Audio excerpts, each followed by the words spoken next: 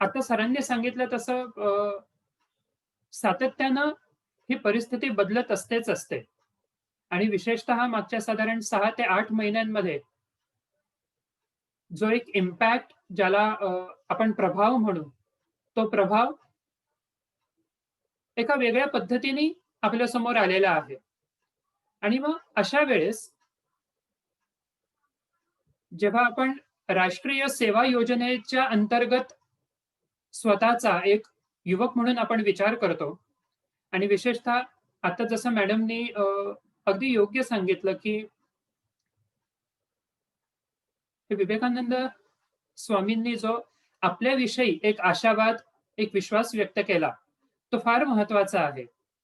म्हणजे अलासिंगा पेरुमल यांना स्वामीजी जेव्हा अमेरिकेत होते, तेव्हा त्यांनी इथे भारतामध्ये हे पेरुमल यांना अनेक पत्र लिहिली आणि ह्या सगळ्या अशा पत्रांचा जो गाभा आहे, हा आपल्यासारख्या युवकांना अॅड्रेस करणाराच आहे.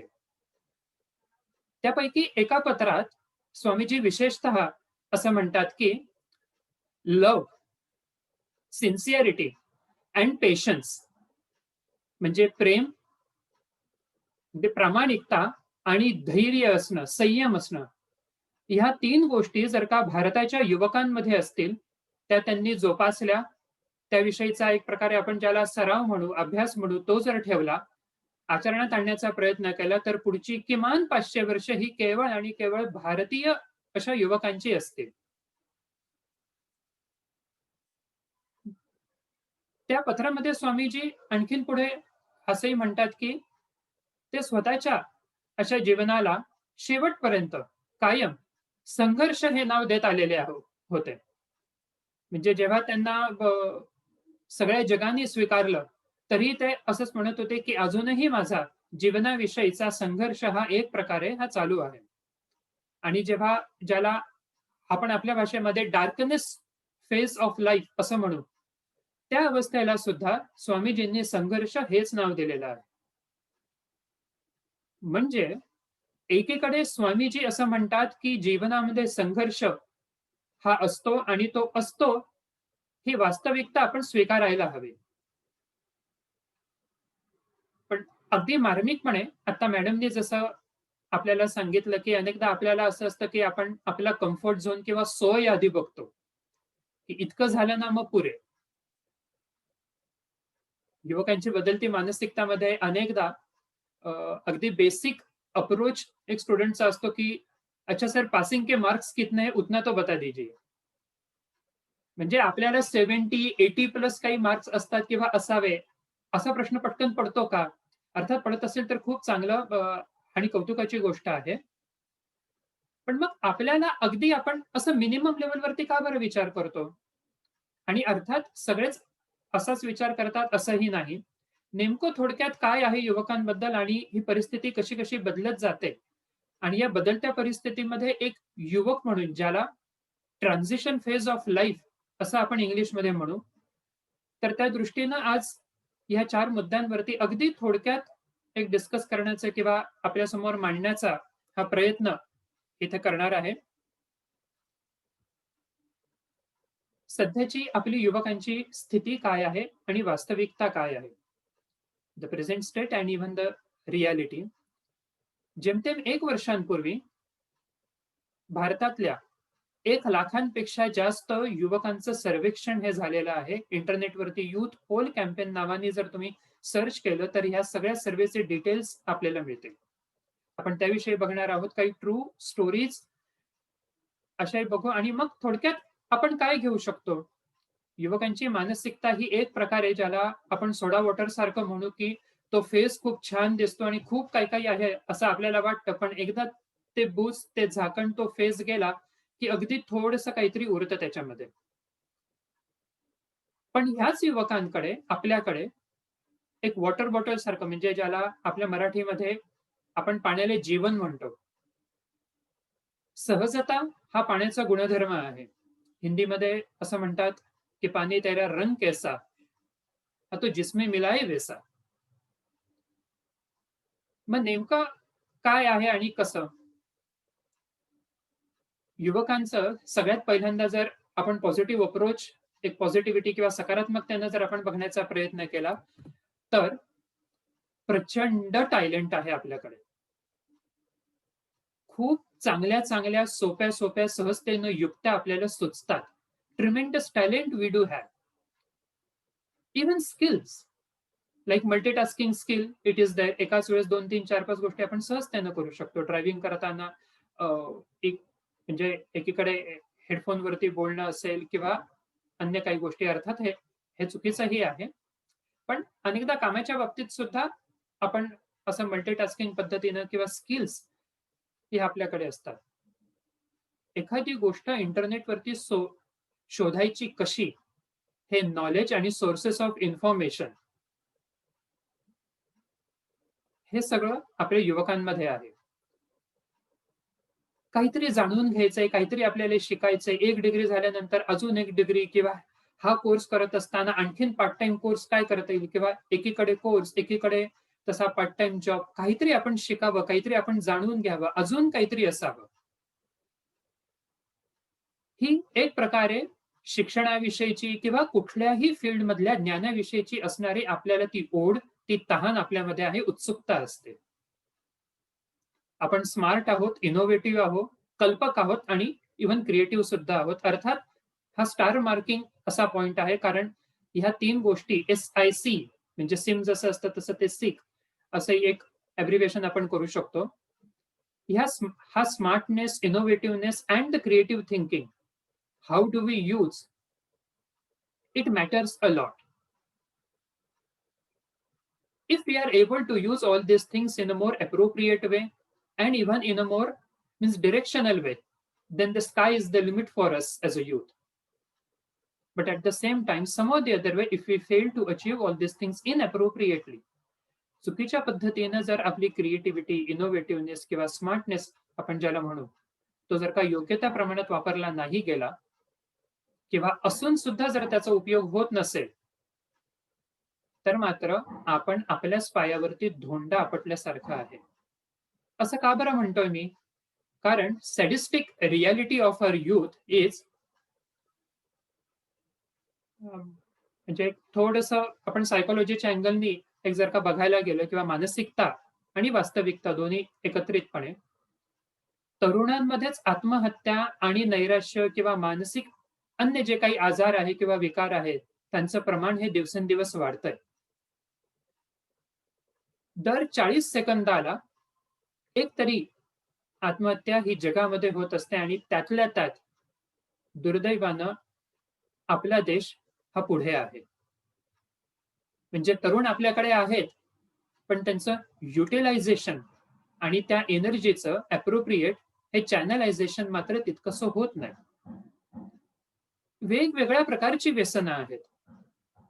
स्मोकिंग आणि ड्रिंकिंग तर आहेच आहेत, पण इंटरनेट असेल, गेमिंग असेल आणि अन्य तत्सम अयोग्य अशा गोष्टींचं हे व्यसन. तोच भाग क्राईम रेटमध्ये सुद्धा क्रिमिनल सायकॉलॉजीचा पेपर आपल्या लॉमध्ये आहे. आणि 2 वर्षांपूर्वी साधारण 2-2.5 वर्षांपूर्वी एक सर्व्हे केला गेला आणि त्याच्यातून असं समजलं होतं की 253 million plus adolescents we have in our country. That means it is the total combined means population of Japan, Germany and Spain. म्हणजे गांधीजी आणि इव्हन टिळक सुद्धा जे म्हणाले होते की हिंदुस्थान जर एकत्र आला तर हे ब्रिटिश कुठच्या कुठे वाहून जातील. तर तेव्हापासूनच अजूनही तसंच चालू आहे. फक्त असं की अजूनही आपण आपली ती एनर्जी अप्रोप्रिएटली अनेकदा युटिलाइज करतोच असं नाही. So still it has been found, it has been marked that still the country it is not doing enough to become a productive adult. असून नसल्याचं जे दुःख असतं ते फार जिव्हारी लागणे की आपल्याकडे आहे सगळं. अम्युनिटीज आहे, इव्हन फॅसिलिटीज आहे, स्मार्टनेस आहे. मग तरी आपण का बरं कुठेतरी असं कमी पडतो? सगळं असून सुद्धा आपल्याला एक प्रकारे अस्वस्थता, असमाधान, राग-राग किंवा चिडचिड किंवा एकीकडे डिग्रीज आहे, पण त्या डिग्रीचं आपल्याला हे युटिलायझेशन का बरं करता येत नाही? आणि मग नेमकं आत्ताचा यूथ तो सर्व्हे काय सांगतोय? आपल्या भारतातल्याच युवकांचा. तर what India what India's youth want अशा नावाचं ते एक टायटल आहे. आणि युथ बोल कॅम्पेन हे मागच्या वर्षी साधारण 20 जानेवारीच्याच आसपास हे सगळे रिझल्ट्स हे डिक्लेअर झाले होते. 1,10,092 भारतातल्या अशा तरुणांचा सर्व्हे त्यांनी केला, की ज्याच्यामध्ये 27 स्टेट्स आणि 4 युनियन टेरिटरीज पण आहेत. युथची कन्सर्न, अवेअरनेस किंवा त्यांना भेडसावणाऱ्या, जाणवणाऱ्या, महत्वाच्या वाटणाऱ्या गोष्टी कोणत्या कोणत्या? तर आताच सध्या तो एक लॉ सुद्धा पास होण्याच्या प्रोसेसमध्ये आहे, की लग्नाचं जे वय आहे, जे आधी 18 होतं, ते आता हळू आणखीन तसं पुढे सरकावं. कारण की शिक्षणाविषयीचा भाग असेल, आपल्याला आपल्या लाईफमध्ये किंवा करिअरमध्ये काहीतरी करावं, ही एक आकांक्षा किंवा महत्वाकांक्षा, ड्रीम वगैरे आहे. त्याविषयीची कन्सर्न ही युवकांमध्ये आहे, असं दिसून आलं. लैंगिकतेविषयी सुद्धा किंवा जेंडर इक्वॅलिटी ही असावी असं वाटतंय. म्हणजे एक गोष्ट लक्षात घ्यायला हवी, काय गरज आहे हे जेव्हा यूथ सांगतो, तेव्हा ती गोष्ट त्या व्यक्तीला, त्या युवकांना समाजामध्ये दिसत नाही आणि म्हणून ती मागतात. आपण जेवण कधी करतो? जेव्हा आपल्याला भूक लागते तेव्हा. सर्व्हेमधल्या या 1,00,000पेक्षा जास्त लोकांनी ते जेव्हा असं सांगतात, की आम्हाला जेंडर इक्वॅलिटी विषयी आणखीन ही जागरूकता हवी आहे, असावं असं वाटतंय. म्हणजे अजूनही 2021 मध्ये आपण आलेलो आहोत, पण अजूनही आपल्याला स्त्री-पुरुष समानता ही सगळीकडे असतेच, ती सहजतेने स्वीकारली जातेच असं नाही, ही वास्तविकता आहे. दुसरं असं, एक उत्सुकता, एक आवड आणि एक सहजता. इंग्लिशमध्ये त्याला need for affiliation. That means strong need to be a part of a particular group. तरुणांमध्ये एक प्रकारे ही मानसिकता असते, की आपण समाजातल्या एखाद्या समूहाचा किंवा घटकाचा भाग असावं. We should be a part of that particular group. अर्थात मग तो ग्रुप जितका हेल्दी असेल, आरोग्यदायी असेल किंवा कन्स्ट्रक्टिव्ह असेल, तितकं त्या युथला स्वतःचे एम आणि गोल अचीव्ह करायला सुद्धा आणखीन सोपं जातं आणि अधिक ते योग्य होतं. म्हणजेच इथे टीम बिल्डिंगचा भाग आपोआप हा येतो. So, to help young people reducing their vulnerability to exploitation, Singam किंवा सिम्बा सारख्या अशा मूव्हीज आपण जेव्हा बघतो, तेव्हा अपार्ट फ्रॉम एंटरटेनमेंट आपण काय घेतो त्याच्यातून? आणि जर काही घेत असू, मग आपण इम्प्लिमेंट कितपत करतो? आपल्या आजूबाजूला अत्याचार होत असतात किंवा काही अयोग्य अशा गोष्टी होत असतात. एक तरुण म्हणून, एक युवक म्हणून कितपत सजगतेनं, चौकसपणे मी ह्या गोष्टींकडे बघतोय? या गोष्टींना एक प्रकारे असं कुठेतरी आळा बसावा किंवा या गोष्टी कुठेतरी थांबाव्या, असा विचार, असा प्रयत्न एक तरुण म्हणून मी करतोय का? हा प्रश्न आपण स्वतःलाही विचारणं आवश्यक आहे. विशेषतः जेव्हा आपण राष्ट्रीय सेवा योजनेच्या अंतर्गत युवा सप्ताहाविषयी आपण विचार करतोय, की खरंच युवा म्हणून काय आहे? आणि एक आठवडा एखाद्या विषयी एखादा मुद्दा घेऊन आपण चर्चा करणं आणि तिथे तो सोडून देणं, किंवा जे काही 2, 3, 4 मुद्दे या आठवड्याभरातल्या आपल्या चर्चेमधून किंवा आपले जे एक्सपर्ट्स आहेत, सर असतील किंवा मॅडम असतील, अन्य जे कोणी, त्यांच्याशी आपण जेव्हा चर्चा करतो, ते आपल्याला जेव्हा मार्गदर्शन करतात, त्याच्यातून आपण outside out of the box जाऊन योग्य पद्धतीने आपण काय बरं करतोय? दुसरी अत्यंत महत्वाची गोष्ट अशी, ती म्हणजे ह्या तरुणांनी मागच्या वर्षी आणखीन 3 अशा प्रमुख गरजा तिथे मांडल्या, की आम्हाला हे हवं आहे. काय बरं तर?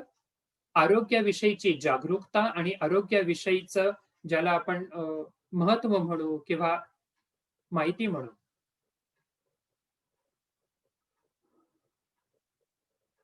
कारण अजूनही लेडीज विषयी म्हणजे ज्याला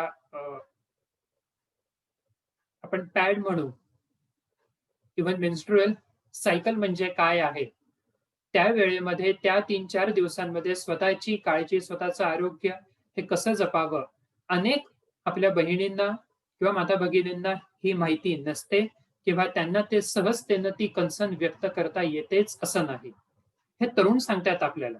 एज ग्रुप साधारण 12 ते 24 असा आहे या सगळ्या सर्व्हेमध्ये जे कोणी पार्टिसिपेट झाले त्यांचा.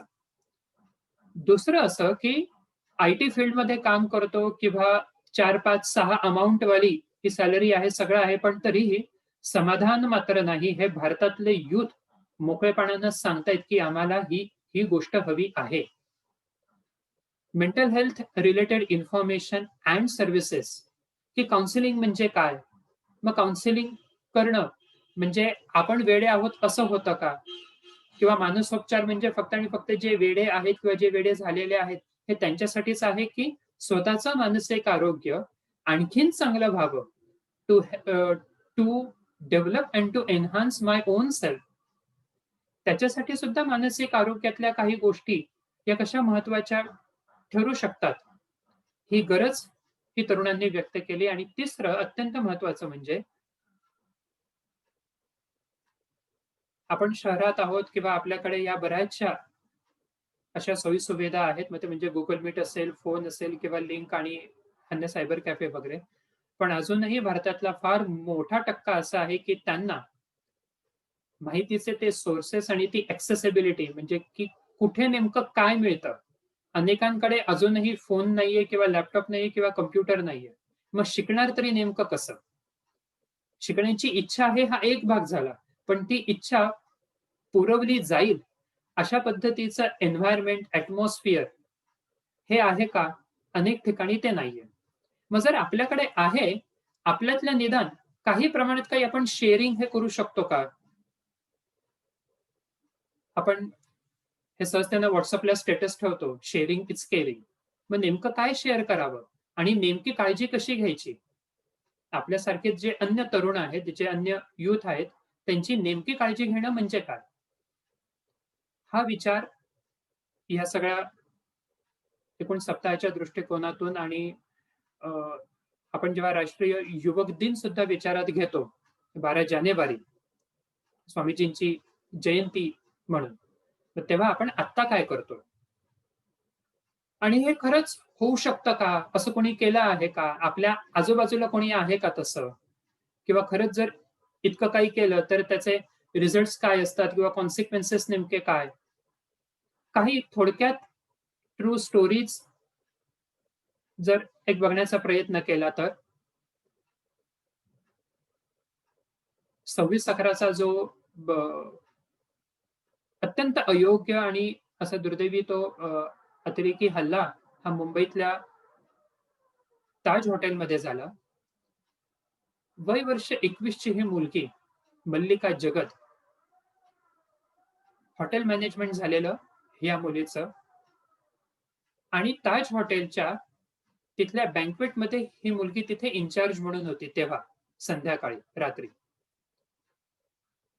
समोर साधारण 700 ते 800 गेस्ट होते आणि त्या सगळ्यांना काय हवं किंवा काय नको आणि जे अन्य वेटर म्हणा किंवा सर्व्हिसवाले जे आहेत ते अप्रोप्रिएटली ती सगळी सर्व्हिस हे देतायत की नाही हे सगळं बघणं, हे काम या 21 वर्षाच्या या तरुणीचं तिथे होतं हॉटेल ताजमध्ये. नेमकं काय झालंय हे अर्थात समजण्याच्या हे समजत नव्हतं आणि बाहेर फटाके फुटतात असे काही आवाज हे या मुलीनं ऐकले आणि प्रसंगावधान किंवा प्रेझेन्स ऑफ माइंड ठेवत तिने तिथल्या तिथे ते सगळे लाईट्स बंद केले आणि त्या 750 लोकांना हँडल करत सांगितलं, की काहीही तुम्ही आत्ता ही प्रतिक्रिया देण्याच्या आधी पहिले खाली वाका. खाली झोपून जा तुम्ही. साधारण 2.5 दिवस तिने ह्या लोकांना तिथे सांभाळून ठेवलं. टप्प्याटप्प्यानं करत हिच्यासारखेच अन्यही जवळ-जवळ 1000 तिथे वर्कर्स होते हॉटेल ताजमध्ये. आणि आता अर्थात म्हणजे हा डिटेल स्टडी हार्वर्ड मधल्या डॉक्टर देशपांडे म्हणून जे आहेत त्यांनी मग नंतर हा सगळा स्टडी केला आणि आता तिथे ते या गोष्टीवरती तिथे हे काम करतायत की इतक्या तरुण वयामध्ये स्वाभाविक असा जर आपण विचार केला की जेव्हा आपल्या सर्व्हायव्हल वरती थ्रेट येतोय, आपण जगू की आपण मरू ही साशंकता आपल्या मनामध्ये आहे आणि पळण्याचे सगळे सोर्सेस किंवा वेज आपल्याला हे माहिती आहेत. अर्थात ज्या हॉटेलमध्ये किंवा जिथे आपण काम करतो तिथे सगळे आपल्याला इन अँड आउट्स हे माहिती असतात. इन्स्टिंक्च्युअल बेसिसचा जरी आपण विचार केला, तर कोणीही असा विचार पहिल्यांदा केला असता, की आपल्याला माहिती आहे ना, की बाहेर कसं पडायचं, आपण आपलं बाहेर पडू. जे स्वाभाविक आहे. पण हिच्यासारख्या अन्य तरुणांनी सुद्धा तिथे हॉटेल ताजच्या त्या स्टाफने 3 दिवसांमध्ये एकही स्टाफ बाहेर पळून गेला नाही. उलट 1,500-2 हजाराच्या वर अन्य जे काही गेस्ट होते त्यांना टप्प्याटप्प्याने त्यांनी बाहेर आणलं. पुन्हा ते इतर गेस्टला हे वाचवण्यासाठी पुन्हा ते आतमध्ये हे शिरत होते. सुदैवानं ही तरुण मुलगी ही बचावली आणि मग नंतर तिने एक-एक गोष्टी आणखीन डिटेलमध्ये शेअर केल्या, की नेमकं हे त्या दिवशी काय झालं आणि कसं झालं. पण एक वाक्य हे तिचं फार महत्वाचं आहे, की त्यावेळेस मी फक्त इतकाच विचार केला, की आता मी काय करू शकते? हा प्रश्न मी स्वतःला विचारला आणि जे उत्तर माझ्या मनाने मला दिलं, मी त्याचनुसार काम केलं. माझ्या मनाने मला उत्तर दिलं, की ह्यांना सांभाळणं हे आपलं प्रधान कर्तव्य आहे. हे माझं काम आहे आणि मी इथे राहणार, मी इथे थांबणार. पळण्याचे स्वतःचा जीव हे वाचवण्याचे अन्य मार्ग सोर्सेस वेज उपलब्ध अवेलेबल असताना सुद्धा. एकीकडे आपण किती पर्सेंटला पासिंग आहे हा विचार करतो आणि 21 वर्षाची आपल्यासारखीच ही तरुण मुलगी समोर थ्रेट दिसत असताना सुद्धा जे दोन अत्यंत महत्वाचे शब्द आता सुरुवातीला मॅडमनी सांगितले, की राष्ट्रभक्ती आणि राष्ट्रप्रेम. समाजाविषयीच आपण समाजाचं काहीतरी देणं लागतो. हा विचार फार महत्वाचा. दुसरी एक व्यक्ती आहे ती म्हणजे अदिती गुप्ता. मेन्स्ट्रोपीडिया नावाचं एक आर्टिकल सीरीज ही या मुलीनं सुरू केली आणि म्हणजे हेल्थ आणि हायजीनच्या रेफरन्सनी जी अ, एक तरुण मुलींची कन्सर्न असते. अनेकदा असे पण खूप एरियाज आहेत, की जिथे माहितीच नसते, की नेमकं त्या 3-4 दिवसांमध्ये स्वतःची काळजी, स्वतःच्या आरोग्याची, स्वच्छता वगैरे कशी राखायची आणि काय. त्याविषयीची हे आर्टिकल सीरीजवरून मग त्यांनी हे फ्रीमध्ये ही पुस्तकं ही तयार केली आणि आता ते सगळ्यांना ते वाटतात. समाज आपल्यासाठी किती महत्वाचा, त्या समाजातल्या अशा घटकांचं आणि त्यांचं आरोग्य हे आपल्यासाठी किती महत्वाचं हा विचार इथे आपल्याला पुन्हा दिसतो. आपण सगळे लॉचे आहोत. लॉ आपली background. Being a profession as a lawyer Afroz Shah नावाचे हे तरुण लॉयर असून सुद्धा आजूबाजूला किती पोल्युशन आहे किंवा किती कचरा आहे आणि त्याच्यानं किती हे काय-काय त्रास होतो किंवा दुर्गंधी किंवा अन्य गोष्टी या कशा डिस्टर्ब होत जातात. हे सगळं यांनी बघितलं आणि त्यानुसार त्यांनी त्याच्यावर काम केलं. कितीतरी टन कचरा ह्या व्यक्तीनं स्वतः पुढाकार घेऊन स्वतः काम करून तो कचरा त्या भागातला हा बाजूला काढलेला आहे. अर्थात ह्या गोष्टींसाठी त्यांना कोणी सांगितलं नव्हतं, की जर का तुम्ही कचरा साफ केला तर आम्ही तुम्हाला काहीतरी 10,000, 15,000, 1,00,000 वगैरे काही देऊ किंवा तुमचा फोटो नंतर येईल. दे वर absolutely clueless about it. But still they work for it. राष्ट्रीय सेवा योजना आणि युवा सप्ताह आणि आणखीन ब एक मुद्दाम कौतुकाची गोष्ट ही वाटली, ती जाणवली म्हणून सुद्धा आणि आपल्यापैकीच एक जण आहे, जे ह्या एकूण या सगळ्या थीममध्ये हे बसतील. तो एक मुलगा बसेल असं वाटलं मला. म्हणून विश्वास सराफ नावाचा एक आपला विद्यार्थी, की ज्याला खेळाचीही आवड आहे, स्पोर्ट्समध्ये पण तो आहेच आहे आणि शिवाय मागच्या साधारण 6-7 महिन्यांमध्ये हे 2-3 वेळेस अ, त्यांनी हा भाग डिस्कसही केला. एन-जी-ओ सुरू केलेला आहे. रस्त्यावरचे जे असे कुत्रे आहेत, त्या कुत्र्यांचा अन्य कोणाला त्रास होऊ नये किंवा ते असेच उपाशी हे मरत असतात. मिळेल तेव्हा जसं जमेल तसा रादर रोज स्वतःहून नियमानं त्या कुत्र्यांना खाऊ घालणं किंवा त्यांची तशी काळजी घेणं किंवा त्यांना जर कोणी अडॉप्ट हे करत असेल तर ती एक प्रकारची चेन ही ही समोर ठेवणं,